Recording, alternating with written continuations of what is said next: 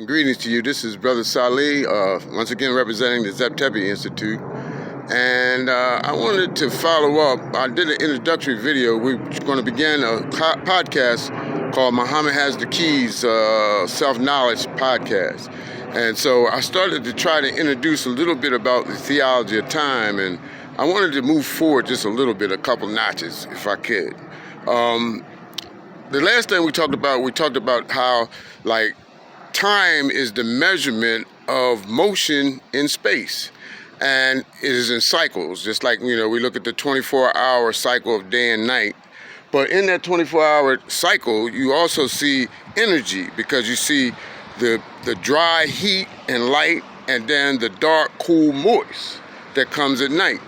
So this energy is what is causing the planet to move on its axis, and all of the biochemical reactions in the earth that produce life, including within us. And those cycles are operating in us.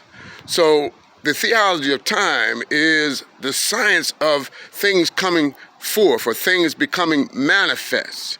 If you go back, you'll see that all of our ancestors, all the ancient civilizations, that was their focus. How does energy manifest? And to understand the nature of the energy that is our creation. So I want to go just a notch further, and I want to introduce two spiritual principles that were laid out in different places. One, in the Quran, it says that, how's it said? In the creation of the heavens and the earth, in the alternation of the night and the day. And then it goes on talking about ships that sail through the sea and the wind that make the clouds cover them as trails, right? Or signs for men that are wise.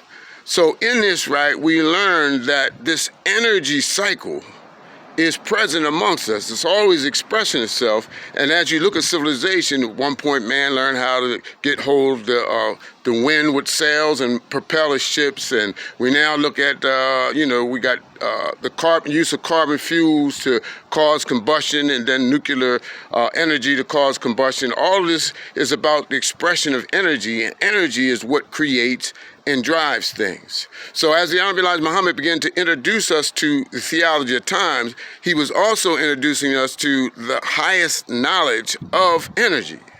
Because the precession of the equinox and the electromagnetic field of the earth is life. Life has its existence within that field. Okay, so there's another verse. It says, not a verse, but a saying of the Honorable Elijah Muhammad. He said the first man created himself out of the light that was the center of the circle. And then he willed the sun into existence, and then 6 trillion years after the sun, man came forth, right? In that we see that, look, energy is at the core of everything and at the core of our being. And see, there's some things that our society don't teach us about our anatomy and about our being as human beings. We have some higher capacities that we are not using and that are dormant in us.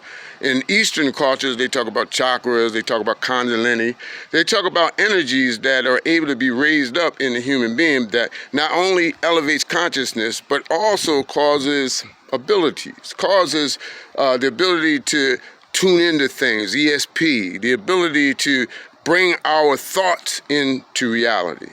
So without spooking you out and scaring you, I'm going to stop here, but this is where we're going to head. We're going to start trying to understand the nature of this creation, the cycles that exist within this realm that we live in, this electromagnetic field, and how our being is tied to it, and how our consciousness, our mind, is the center. It is the commander of all this. And so when the scripture says that we were given dominion meant over everything, including the forces, the agencies that produce reality.